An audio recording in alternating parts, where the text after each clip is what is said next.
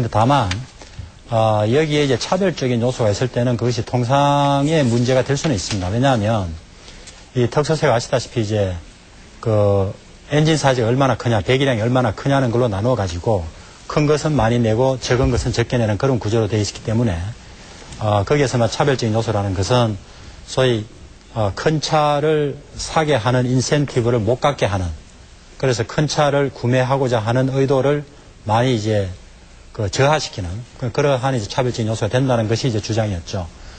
근데 여러 가지로 우리나라의 지금 자동차세에 관한 구조가 굉장히 복잡하게 되어 있습니다. 그래서 오래 전부터 이런 자동차세는 조금 줄여가면서 좀 단순화해 가자는 그런 논의가 정부 안에서 많이 있었습니다. 그래서 이번 기회에 그러한 조치를 취하게 됐다는 네, 것입니다. 교수님. 제가 확인하고 보고 있는 정부 측 자료에 따른다면은 우리가 처음에 배기량 기준 세제를 실패하지 않겠다. 왜? 유럽도 하고 있고, 세계 여러 나라에서 하고 있는 제도인데 우리가 왜 실패를 하냐. 그런 입장이었다고 이렇게 나와 있거든요. 정부 문서에. 그런데 왜 갑자기 입장이 세제가 갑자기 복잡해졌고, 그 다음에 이게 문제가 있어지고, 그래서 그 자체는 저로서는 참 이해하기 어렵습니다. 그 다음에, 좀 이따 논의를 하겠지만은, 가령 비관세 장벽의 대표 주자로 우리가 미국의 무역구제법을 꼽을 수 있지 않습니까? 그런데 미국 같은 경우에 이번 한미FTA 협상에서 자국의 대표적인 비관세 장벽인 무역구제는 손도 못 대게 했고, 나아가서 예를 들어 자동차 부문에서 라벨링법이라든가 이런 건 아예 우린 손도 못 댔거든요.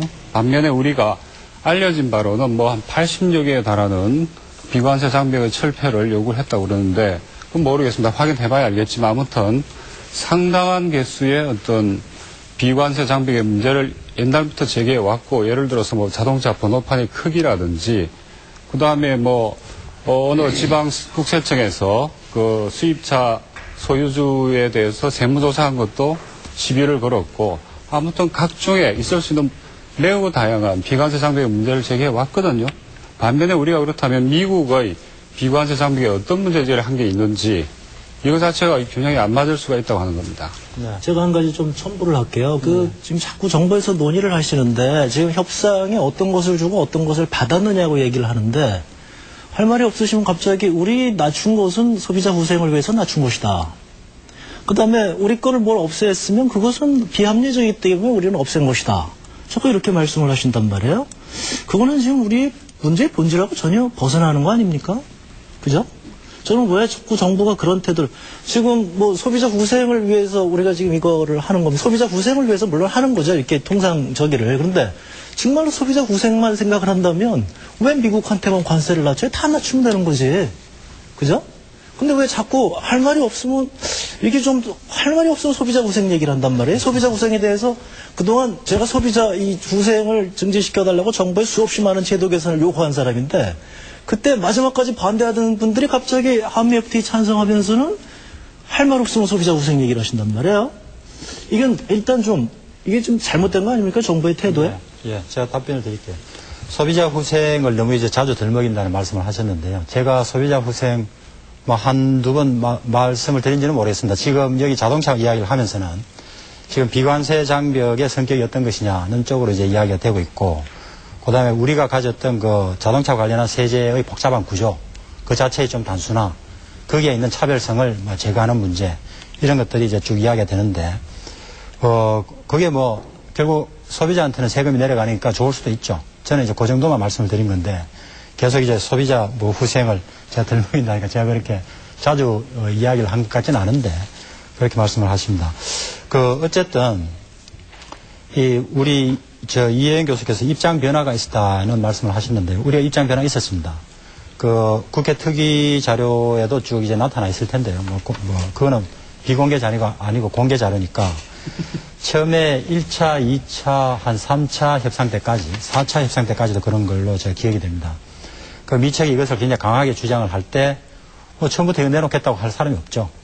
이거는 미국 자동차의 경쟁력의 문제다 하고 이제 강하게 우리 입장을 가져가고, 그 다음에 논의가 되는 과정에서 저쪽 주장의 강도, 그 다음에 우리 내부의 어떤 필요성, 그 다음에 그것과 저쪽과의 어떤 주고받기의 관계, 이런 거를 보고, 이런 부분에 대해서는 우리가 움직일 수 있다는 것을 국내적으로 이제 이야기를 하기 시작했으니까, 그런 스토리를 이렇게 쭉 보시는 분들한테는, 이게 입장 변화가 있었구나. 그거 보신 거는 잘 보신 겁니다. 그건 분명히 입장 변화가 있었고요.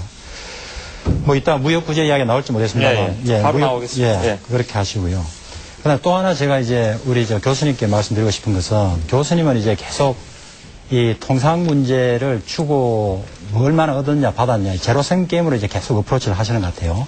근데 제가 처음에 말씀을 드릴 때 이 어떤 그 통상 파트너 간의 어떤 통상 문제를 해결하는 데 있어 가지고 이게 제로섬 게임으로 어프로치를 하면은 그거는 그런 통상 관계가 호혜적으로 지속될 수가 없습니다. 이것은 서로 간에 어떤 균형을 맞춰가면서 어떤 포지티브성을 만들어내는 그런 노력을 하지 않는 한 그 통상 관계를 계속 내 거는 받고 안 주겠다. 그렇게 해야만 이기는 협상이다. 그거 했다가는 아마 단기적으로 성공할지 모르죠. 이제 마지막으로는 세계화되는 이 과정에서 외톨이가 될 수밖에 없습니다. 그러니까 기본적인 것은 이 상대편과 우리와의 그 분야에서의 어떤 교역의 상황, 그 다음에 그 상황에서 저쪽의 요구 상황, 그 요구 상황에 대해서 어떤 합리성을 따져봐야 되는 것이죠. 그래서 거기에 대해서 우리가 움직일 수 있는 부분은 움직여야 되는 겁니다. 네. 그거는 지금, 저희가 이걸 따지는 이유는요.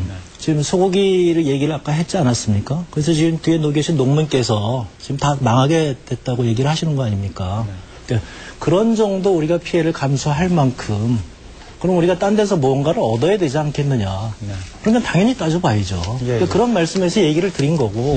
그래서 그렇다고 한다면 그렇게 지금 여기 농민들의 피해가 이렇게 아주 구체적으로 나타나고 있는데 그거에 상응할 만큼 우리가 얻은 게 무엇이냐. 그게 지금 우리 국민들은 궁금한 거 아닙니까? 알겠습니다. 이렇게 한 말씀을 드려보겠습니다. 지금 안동에서 오신 축산하시는 분도 계시고 한데 우리 농업 참 어렵죠. 그리고 이 한미 FTA를 하면서 이 농업을 우리가 지킨다고 많이 노력을 했지만, 직접 그 분야에 종사하시는 분들은 굉장히 이제 애가 타실 겁니다. 그리고 저희들도 굉장히 조심스러워